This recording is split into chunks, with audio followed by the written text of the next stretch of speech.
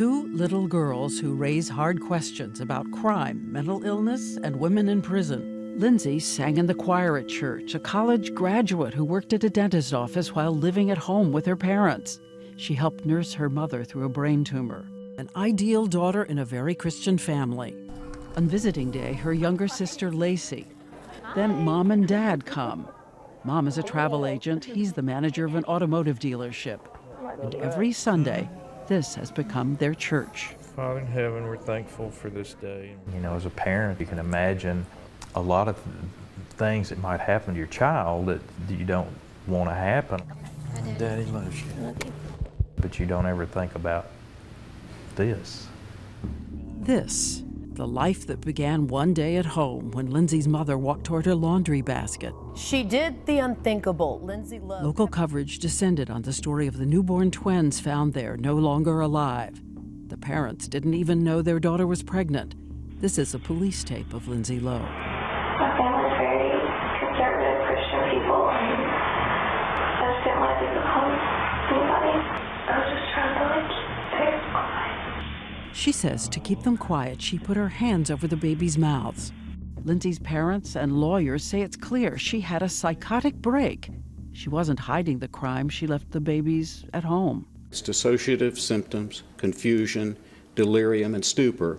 She was on suicide watch after her arrest.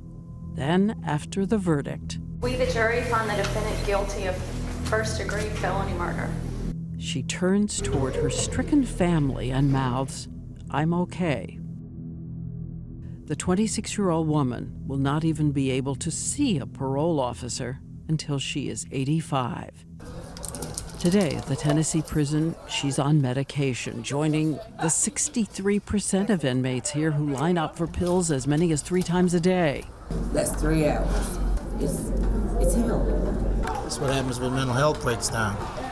It is one of the biggest differences between male and female prisons. Nearly 60% of women come in after physical or sexual abuse. For men, it's just 16%. For Maryland, for those who are mentally ill and in crisis, a suicide watch. These patients are placed in a kind of isolation, bare cells for their protection. No sheets, pillows allowed, only smocks. If you have a long sleeve shirt, there's a possibility of strangling yourself. But the question, should this be the role of America's prisons? Housing an estimated 10 times the number of mentally ill as America's hospitals. Here, there are some medical personnel, but inmates stand watch day and night. In the last 5 years, despite attempts, How are you feeling today? there have been no deaths by suicide. Heavenly Father, we just want to pray, Lord. Amen. And across the country, more bare cells for those with anger and impulse control problems, who threaten violence against officers and other inmates. Here in Washington State, prisoners chained to chairs and desks. Angry. Attending a class on using words instead of fists. Worried and anxious. Here too, stone walls, stone bed, stone desk. A constant din of haunting howls on the corridor. In one cell, Anna Castellano, alcoholic mother, foster care, sexual abuse. I get angry. I get angry fast. Before prison, she attempted suicide. She wonders about other lives. Like just normal people out there, you know? Like, what am I doing wrong? I think that they come home from a good job and see their wife or whatever and just have a home, a bed, place to sleep, happy, ice cream, pizza, you know? In the 2 decades I've been covering prisons, there has been a growing controversy about the use of solitary, which prisons call segregation. There is also a change in access. It was a long night. I won't say it wasn't.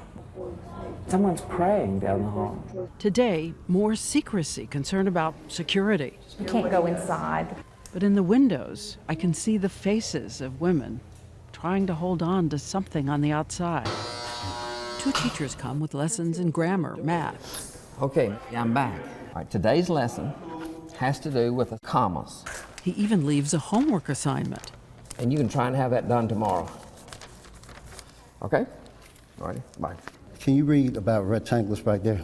Rectangles are everywhere. You would think they would say, why bother? Why bother? I'm here. And back in Maryland, we go to meet that other little girl in the photo you saw earlier. Her name, Salila Stokes. She spent 4 years on and off the unit called segregation. I ended up busting her head open, coming out of my cuffs. She's been diagnosed depressive bipolar, says she grew up in poverty and joined a gang because she wanted to have the fancy things other kids did.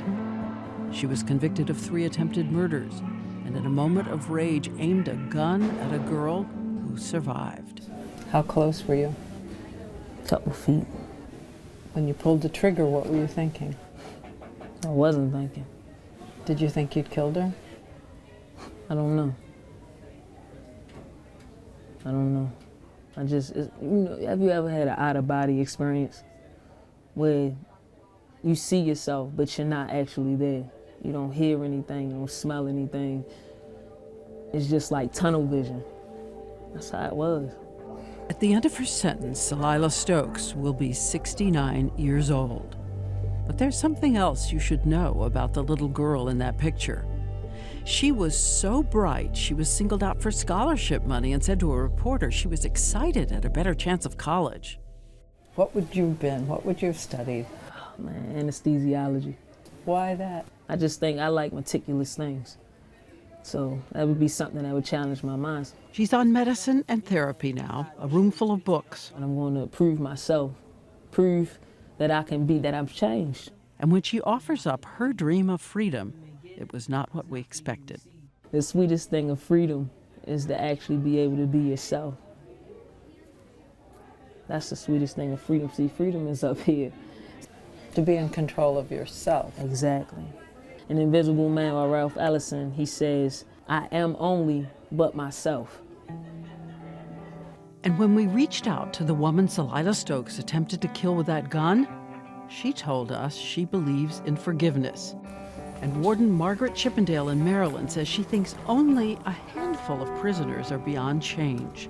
Good morning, all. Good morning, good morning. I believe that the vast majority of the women in this institution are good people that could be returned to the community someday. Good job. And if I don't believe that, I'm in the wrong profession. If it's punishment. All right, well, first of all, I'm going to take the position that it's not my job to punish. The courts did that. And back in Tennessee, a volunteer choir director named Tina Hutchison says if you can't understand the prisoner, try to understand the struggle. They teach me more than I could ever teach them about what it is to survive, to endure. I wanna know a song can rise from the ashes of a broken life and all that's dead inside.